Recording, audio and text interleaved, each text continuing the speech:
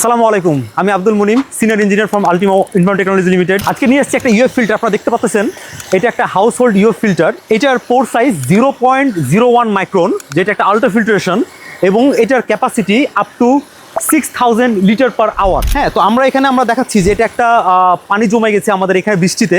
পানির অবস্থা খুবই খারাপ। সাধারণত আমরা এটা একটা ডেমো হিসাবে নিছি যে যেসব এলাকায় বন্যা হয়, বন্যার সময় আমাদের পানি খুব খারাপ হয়ে যায়, আমাদের গোসলের পানির ব্যবহারযোগ্য পানির অবস্থা খুবই খারাপ থাকে।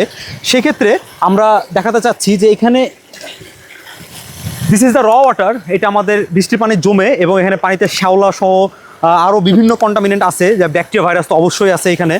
তো এইটা যখন আমরা পিউরিফাই করব, এটা দিয়ে আমাদের এটা ফিল্টার মোডে আছে। আমরা যদি এখানে পিউরিফায়ারটা অন করি,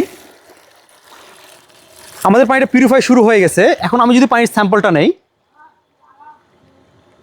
this is a crystal clear water, এবং পানিটা ব্যবহারের জন্য 100% সেফ, এবং এই পানিটা ব্যাকটেরিয়া ভাইরাস মুক্ত। আমাদের ফিল্টারটা ব্যাকওয়াশ সিস্টেম আছে। ব্যাকওয়াশ সিস্টেমটা হচ্ছে যে এখানে আমাদের ফিল্টার মোডে আছে। আপনারা দেখতে পাচ্ছেন যে এটা ফিল্টার মোডে রাখছি আমরা। এটাকে যদি আমরা ব্যাকওয়াশ মোডে দেই এবং আমরা ভালভ অন করি,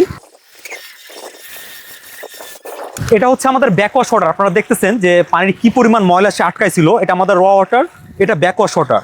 তো পানির কোয়ালিটির উপর নির্ভর করে এটা একটা ডেইলি আমাদের একটা ম্যানুয়াল আছে যে পানির কোয়ালিটির উপর নির্ভর করে প্রতিদিন আপনার কতটুকু সময় ব্যাকওয়াশ করা লাগবে, হ্যাঁ, সেটা আমরা গাইডলাইন দিব। সেই অনুযায়ী ব্যাকওয়াশ করলে এইটা লাইফ টাইম অনেক গুণ বেড়ে যায়। এবং এটা যদি আমরা আরোর পূর্বে ইউজ করি, আরোর পূর্বে ইউজ করলে আরোর লাইফ অনেক গুণে বৃদ্ধি পায়।